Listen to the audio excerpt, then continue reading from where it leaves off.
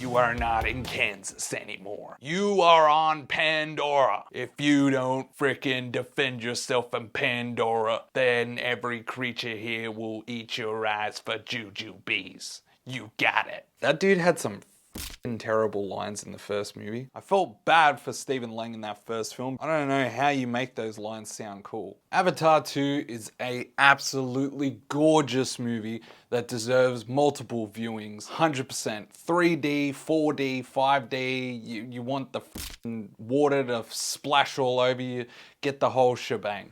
Go luxury seats, recliners, and just enjoy this movie. This is the movie that brought me back to enjoying movies this year. I went into this film not knowing anything. Like all of you guys, the trailers weren't giving anything away.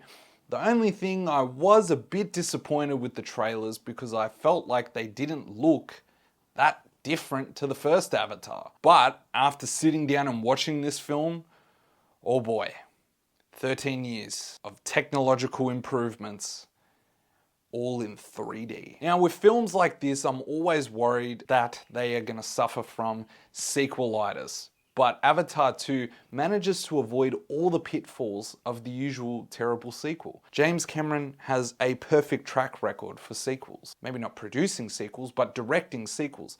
The guy knows how to make a sequel, how to build the world, and how to go into all these new places. Recently I watched Die Hard 2. That sequel is just beat for beat the same movie as the first film, just different location. Avatar 2 doesn't really do that.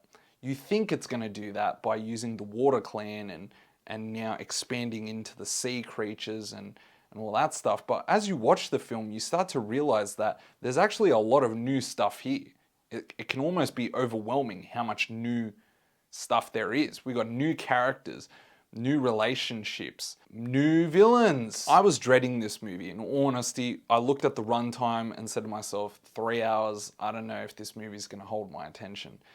But 3 hours was done well. There were times in this movie when it did linger a bit and I felt like there were scenes that could have been cut, but the absolute spectacle and the visual stunning views of the water creatures and all the ocean, it's just a marvel to look at. And I actually got lost in all the razzle dazzle and forgot about the story for a good chunk, as I think James Cameron may have done the same thing. Of course the visuals are incredibly pleasing and kids will love just looking at this film. I think kids could watch this for 3 hours. I know for me personally, when I saw the 3D glasses I was a bit but once I put them on, I was like, whoa. You feel like you're going into the water. Me personally, I hate water. Ever since I almost drowned when I was like 12 years old, I've hated the beach, I've hated water.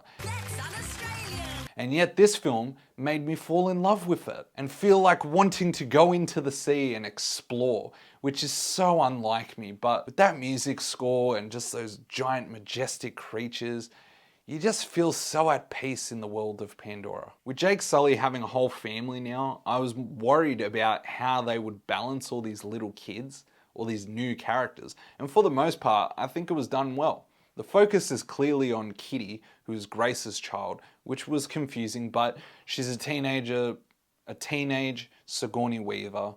So that was interesting and different, and I don't have any issues with Sigourney Weaver voicing a teenager. Were there moments where it was distracting? Yeah, but if it means that Sigourney Weaver is in Avatar 2 despite her character dying in the last movie, then I'll forgive it. It's not the same character and it's still something different. The real standout character in the film is the youngest son. And mind you, I can't remember any of these kids' names except for Kitty and Jake. I can't remember anyone's name. They're all blue people, all right? That's all. This person's light blue, that one's dark blue. That's, I don't remember their names. The only person I know is Jake, and that's because you hear everyone scream his name like every 10 seconds. Avatar 2 hit emotional story beats that you knew were coming, but they still hit hard.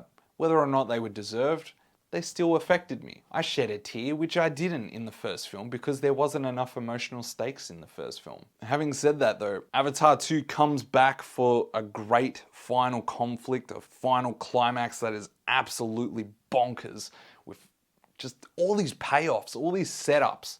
I paid off so well. I loved it. I felt like nothing was really wasted, even though it is a 3-hour movie. Now, the first Avatar movie was fantastic, groundbreaking, but after a couple years, I felt like people started to dissect it and tear it apart for being derivative story and its themes of colonialism and environmentalism. Whereas here, I feel like there's more to grab onto. There's more depth with the story and with the characters. They're trying to do more at once. Where the first Avatar ended, I said to myself, this doesn't really need a sequel.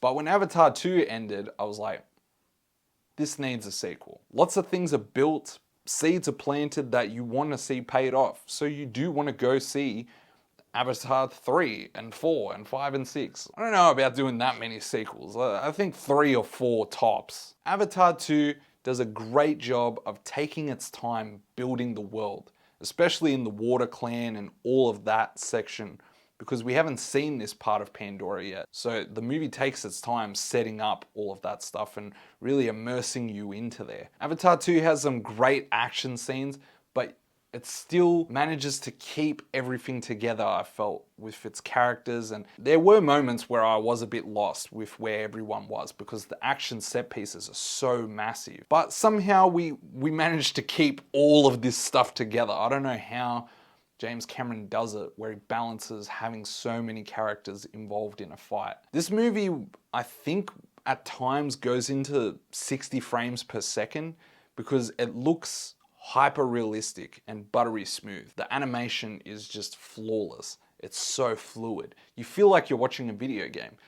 Some people will like it and some people won't like it. I personally thought it was amazing, but some people thought that the jumping between those two frames was a bit much. It could be distracting at times, but I think that it was done at really good moments to really highlight certain key moments of the film. Honestly, I think Avatar 2 improves on everything of the first movie. Its story is much more nuanced and complex, with much more richer characters, and it doesn't lose sight of the fact that it's a fun, entertaining film.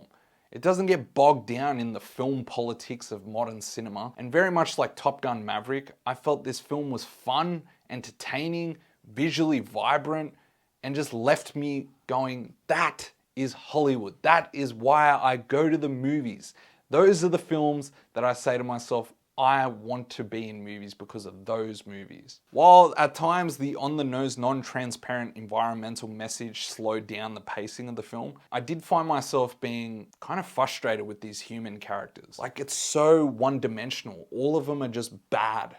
They're just shit characters that just care about money, and it's like, I've seen this, man. Like, let's look at some human characters that are a bit more complex, that have more going on. All of them are just unredeemable and sometimes unnecessarily evil. This movie kind of has the same object, random object, MacGuffin, whatever you want to call it, random object that humans are obsessed with obtaining from Pandora. In the first movie, it was unobtainium. In this movie, it's something else. I felt there were lots of ideas that could have been fleshed out more, like seeing certain characters adjust to being a Na'vi.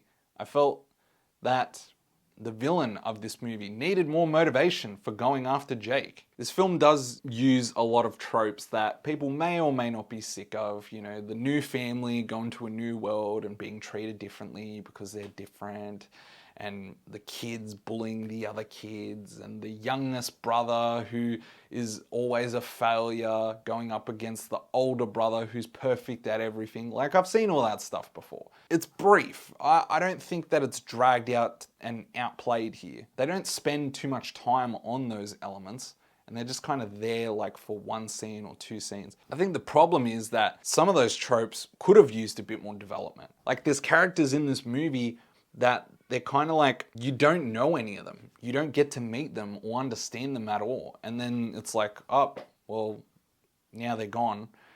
And I just didn't understand that. Some characters weren't given a lot of development. Neytiri felt like she was non-existent in some scenes with the family, and in other scenes she was mostly either angry or crying. She still had some awesome moments killing people, but there wasn't a lot of connection to her. There's an element in this movie that is very interesting. From the first scene, I was like, whoa. It's kind of developed a little bit, but this is a problem where I go, it'll be very hard to give a review of this film without seeing what's going to come after this.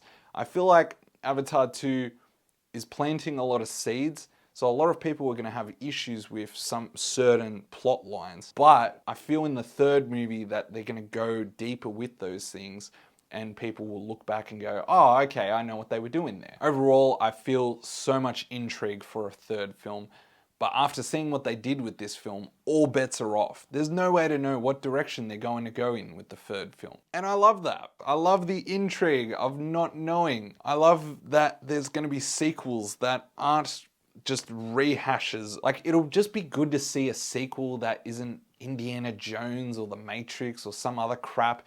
Like, this was good. I wanted to see a sequel to Avatar. Bring on more Avatar movies that are hopefully not 13 years apart. So that's my thoughts on Avatar 2, but what did you think of Avatar 2? Did you feel it was all spectacle and no substance, or did you really enjoy the visuals and just fell in love with the sea creatures? Was there anything that you didn't like going into Avatar 2, or did it just shock your absolute core and defy all expectations? Comment below and let me know. And if you enjoyed this video, guys, please leave a like, share the video, and subscribe to my channel for more videos like it. That's me, guys. I'm out.